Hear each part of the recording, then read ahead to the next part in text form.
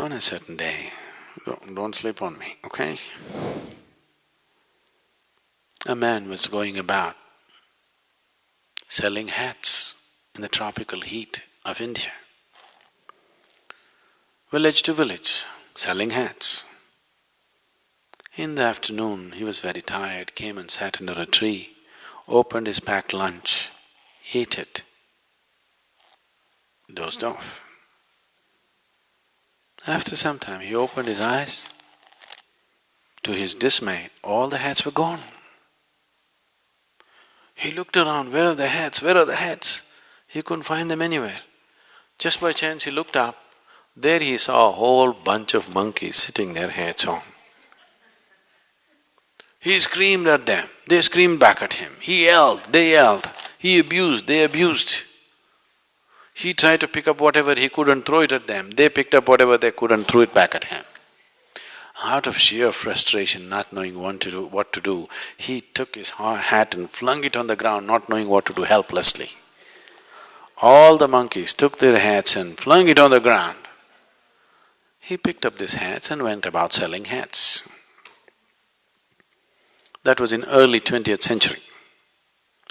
This is 2009, November.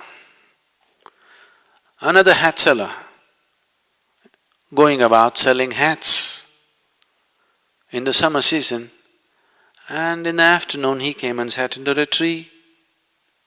He opened his packed lunch, ate, promptly fell asleep. When he woke up, the hats were gone. He didn't look around, he looked straight up. All the monkeys were sitting with hats on. He got up and jived. They all jived with him. He made faces, funny faces at them. They made funnier faces at him. He had all the fun he wanted to have with them, and then he took his hat and flung it on the ground. A baboon of a monkey came down, picked up the hat, walked towards him, gave him a tight slap in the face and said, "You fool, you think only you had a grandfather?"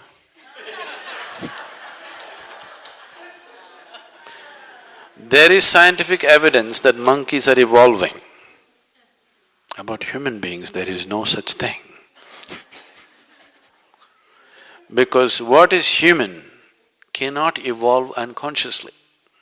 When you were a monkey, I'm sorry, I did not say this, Charles Darwin, not me, okay? I am not calling you a monkey.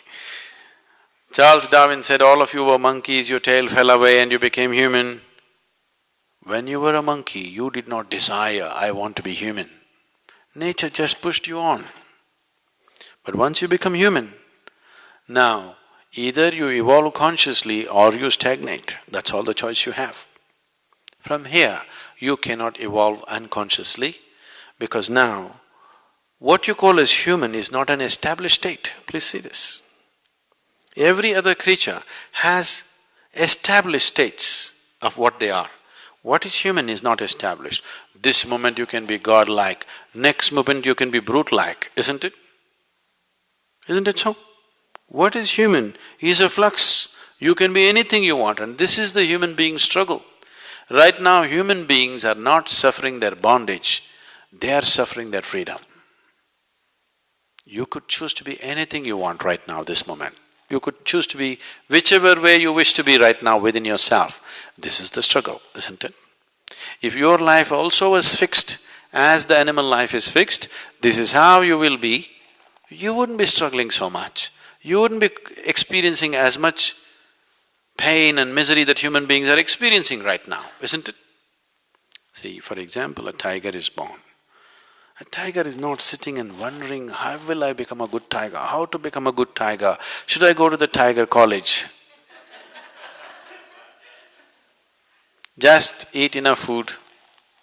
If you eat well, he becomes a good tiger, isn't it? You are not like that. You were born as a human being. To become a good one, how many things you have to do. Whatever you do, till the end you don't know whether you made it or not. Yes or no? Socially, in a particular society, you can look at people and say, okay, compared to this person, I am better. But by yourself, you do not know whether you are this way or that way, isn't it?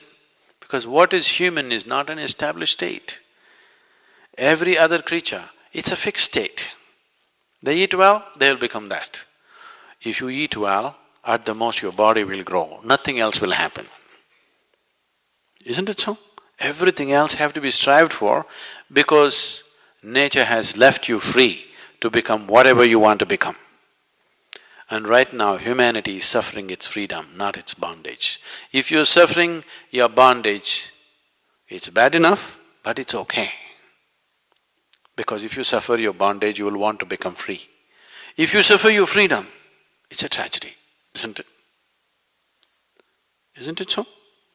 Once you start suffering your freedom, it's tragic, because what is the way out of freedom?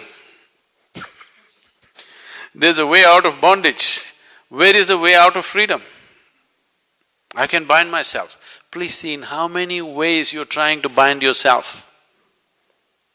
You're trying to find a way out of freedom. There is no way out of freedom. There is a way out of bondage, but there is no way out of freedom, isn't it? Freedom is a benediction if you're aware. Freedom is a curse if you're unaware. So right now, don't curse your freedom, you just have to become more aware. Starting with this, how this works. If you become aware, then this freedom is such a fantastic thing. Such a beautiful thing it is. Because you could be whichever way you want. You could be whatever you want right now within yourself. No animal, no creature has this freedom except the human creature, isn't it? Isn't it so? Shall we exploit this or no? If you do not choose, if you remain a compulsive creature, you cannot call yourself a full-fledged human being. That's why I said it's an evolutionary problem. Only when you're able to do everything by choice, you can say, I'm human. Because a human being essentially means he is what he is by choice.